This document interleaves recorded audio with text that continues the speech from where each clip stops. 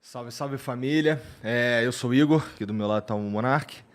E, bom, hoje assim, antes da gente começar aqui a conversa com o André, na verdade, a gente precisa explicar aqui como é que vai ser o futuro dos estúdios Flow, tá? Bom, todo mundo sabe o que aconteceu aí, todo mundo viu a nota, todo mundo está a par do que está acontecendo, tá em tudo quanto é portal de notícia e tudo mais. Bom, eu preciso, na verdade, reafirmar para vocês que o Monark realmente está sendo desligado dos estúdios Flow. Vocês sabem que ele era sócio aqui meu sócio, na verdade, de 50% do Flow. Então a gente tinha meio a meio. E o que vai acontecer aqui é que eu vou comprar a metade dele até para ele ter uma. Porque eu não acredito que seja justo que ele tenha me ajudado a construir isso durante os últimos anos aí e abra mão de tudo isso. Isso vai acontecer de forma. Assim, existem os trâmites legais, né? Os advogados, os contadores lá precisam retificar as coisas na empresa, tudo mais. Mas a verdade é que esse é o último programa do Monark aqui comigo nessa mesa. Então, eu conto aí com vocês no futuro, tá? A gente vai continuar fazendo programas aqui.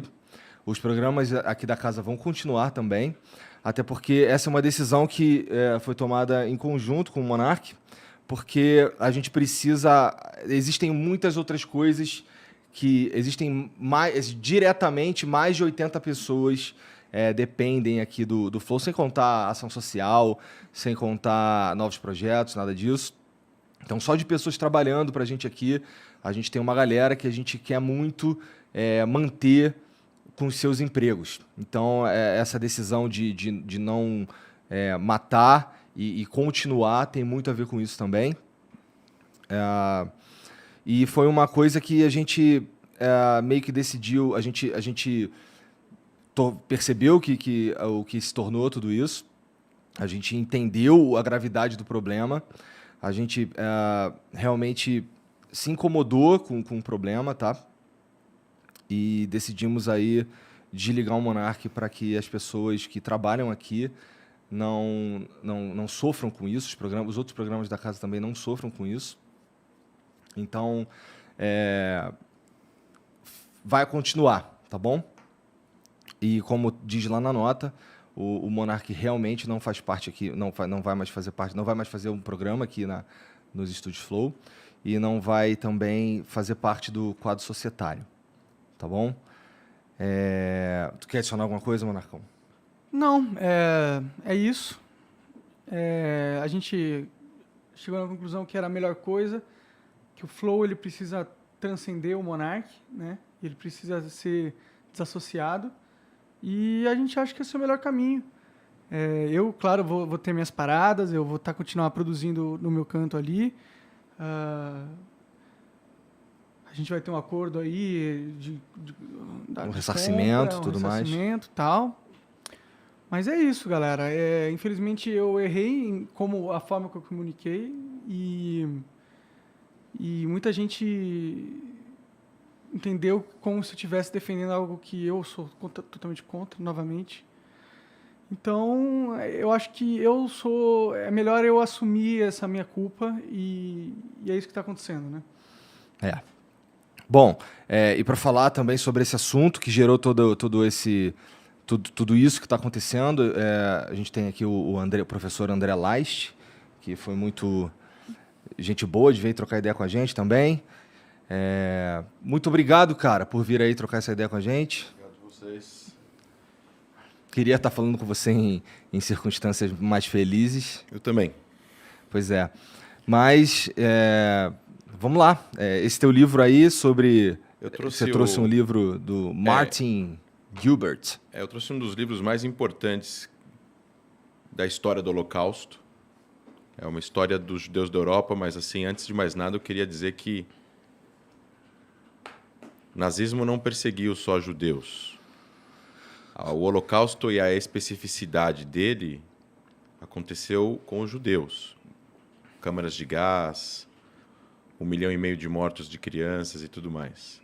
É o que o Museu do Holocausto em Jerusalém fala, da especificidade dessa perseguição com os judeus. Mas o nazismo perseguiu negros, perseguiu ciganos, perseguiu deficientes, perseguiu gays, homossexuais.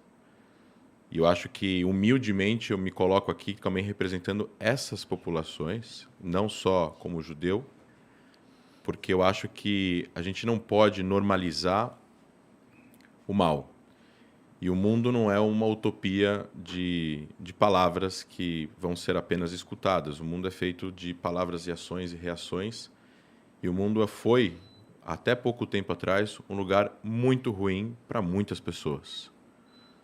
E eu acho que o que a gente está vivendo hoje em dia com a modernidade, com a educação, com o acesso à informação e à ciência e à história, é que a gente pode construir um mundo melhor. E a gente precisa ter essas responsabilidades, que é escrever, contar, ensinar.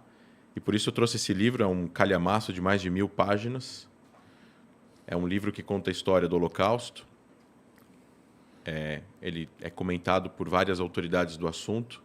Talvez um dos livros mais importantes. É um livro para vocês. É um livro para os ouvintes, para os espectadores. Se quiserem comprar, está em português. Mas é um livro que acho que abre essa conversa. Tá.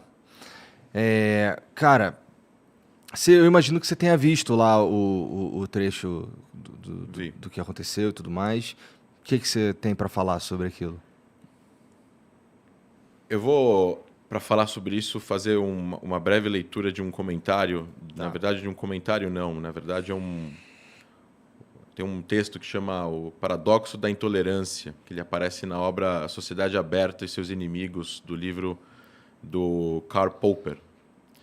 Ele fala sobre a crítica extensamente às ideias filosóficas que deram origem, na opinião do autor, aos movimentos totalitários do século XX. Todo o livro é uma defesa da sociedade aberta e pluralista, da racionalidade e do falibilismo. Ele fala, eu não vou ler o texto inteiro, ele fala assim: devemos, pois, reservar o direito, em nome da tolerância, de não tolerar os intolerantes. Devemos afirmar que qualquer movimento que prega a intolerância está fora da lei e considerar criminoso o incitamento à intolerância e perseguição, da mesma forma que é criminoso o incitamento ao homicídio, ao rapto e ao reavivar da escravatura. Em resumo, a tolerância ilimitada levará ao desaparecimento da tolerância. O que eu quero dizer com isso?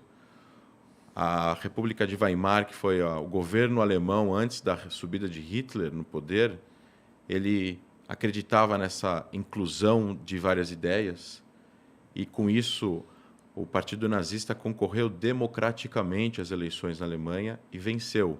E o primeiro ato deles foi acabar com toda a sociedade civil alemã, com todas as instituições democráticas e perpetuar o que eles perpetuaram na Segunda Guerra Mundial, com 50 milhões de mortos, com 6 milhões de judeus, com diversos centenas de milhares de várias outras minorias.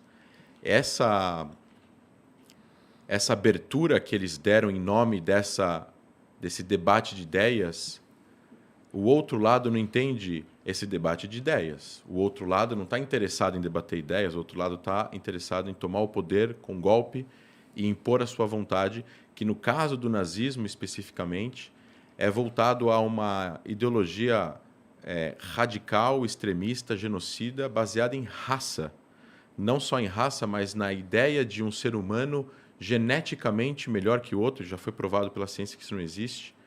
E para que a humanidade possa, entre aspas, sobreviver, como diz no livro Sapiens, de Yuval Harari, o escritor israelense premiado, eles acreditavam que eles estavam fazendo um bem para o mundo, o nazista. E eles mataram pessoas que, independentemente da idade ou do sexo, eles acreditavam que eram seres inferiores. Esse tipo de debate, dentro de uma sociedade democrática, ele não pode ser permitido, porque você não tem como debater com aquele que, se subir no poder, vai matar você.